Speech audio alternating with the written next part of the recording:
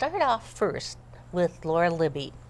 And as I told you ahead of time, I was going to ask you to introduce yourself out to our wider audience out there, to let them know about you and your background and how it's prepared you to run for your city council. Great.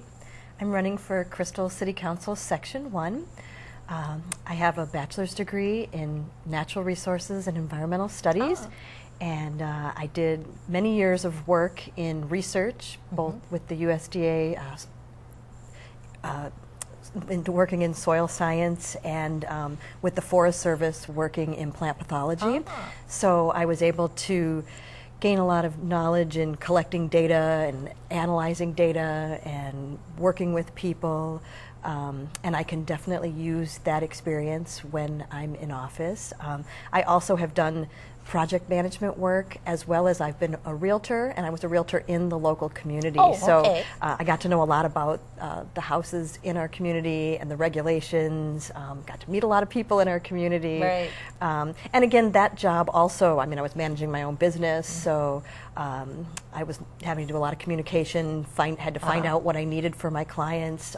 All these things I think I can use when I'm in a city council to have to find out and research on issues. There's going to be a lot of people I'll have to be working with and communicating with. So I also, well, now I'm not working outside the home. I'm a stay-at-home mom. I have 2 children, and which I love doing. I'm raising my family in Crystal.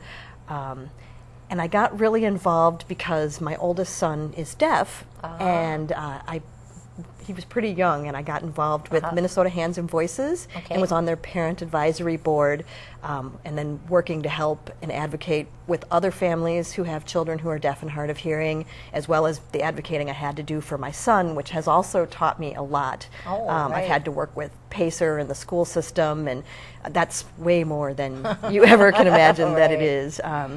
And I've been helping a lot of other families as they have to navigate through all that. And I'm not on the parent advisory board anymore. I had another child and it just got too busy. But I've stayed on their list of families that help other families. So if they run across families that say they want assistance and they've been through similar things as me, they'll have them contact me, and I'll meet with them and give them all the advice that I have. So again, more communication things, working with people, finding the resources. I've done a lot of that. And currently now I am on the Northwest Hennepin Human Services Council, so learning about the human services in our area. I am also the vice president of the New Hope Robbinsdale Crystal Moms Club, so very connected with the moms in our area, and doing service projects in our community to raise money for issues with children. We're actually doing a Adopt a Classroom project, and we also have an emergency food shelf network project. So, and I'm working with a local organic buyers club where we are able to work getting cost for organic food, because that's a big deal for me and my friends within the community. So I think all of these things will help me in the city council. Good. And then I asked all of our guests here tonight to think about, all right, you won the election, it's next January, and you're starting in on your city council or continuing on your council, because we've got some of both.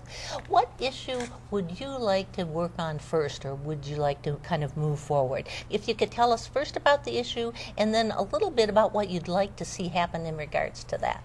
Well, a big issue that I've heard people talk about as I've been out, and I see it because I live in the neighborhood, I live near 36th Avenue North, is traffic safety. I think there is so much speeding. I see it on the residential streets that I live on. I see it on 36th and the other bigger roads, and everyone I've talked to, I hear it almost every time I'm out talking to people.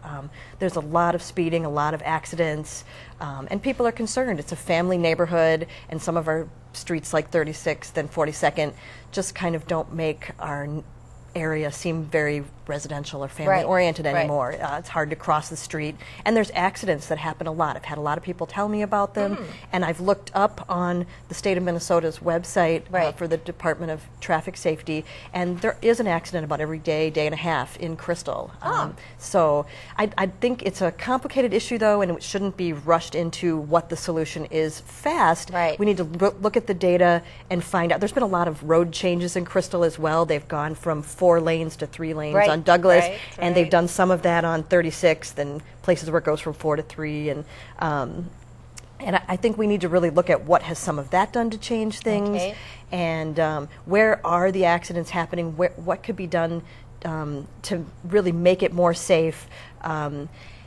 Maybe adding another police patrol car, Okay. because there definitely is speeding and there's a lot of big trucks on the street. But in some areas, maybe it would even be as easy as looking at some extra crosswalks just to slow people okay. down and to be aware of pedestrians, or a stop sign to maybe calm the traffic. But I think we need to look at it and not rush into Okay. what the solution is so fast, so that we make sure that the solution is right and Okay. done in the right place. But that, I know that's a big issue. And then I've asked all of you to think about, so that you could make your point out to particularly our people out in Crystal about why they should vote for you. Come November 6th, they're in the voting booth. Why should they vote for you? I've lived in Crystal for 15 years. I'm raising my family in Crystal. I love the city. I'm planning on staying there and raising my my family in Crystal. I am committed to the city and to seeing that that we have a vibrant economy Okay. and a sustainable future. And they're when you're there with your family, it's what I care about. Right. So. And then I want to give you a chance to just touch on another issue or two, because we've got a little bit of time left. Okay. But briefly talk about another issue that you think is important to you. Okay. Well, another issue. Well, I think there are some urban agriculture issues that are important. Okay. I'd like to see a farmer's market come to Crystal. I think it would do well there. It's doing well in New Hope. I also think we should have backyard chickens in residential yards for Okay. egg production. There's a big local food movement, and it is legal already in New Hope, Robbinsdale, and Minneapolis, and there is support for this. And I also think we should look into some other environmental and energy saving options that other cities around the metro are doing, such as putting solar panels on government buildings. Minneapolis and Edina has been doing this, and there's grants out there for the cities, and energy prices are going up, and it's ways they can look at offsetting the costs and reducing the city's fees for having to pay okay. for the electricity, Right. and getting ready for the future. And I think we should maybe form some commissions to explore these things, both for looking at traffic safety options and energy issues. Oh, good. Thank you very much. You're welcome.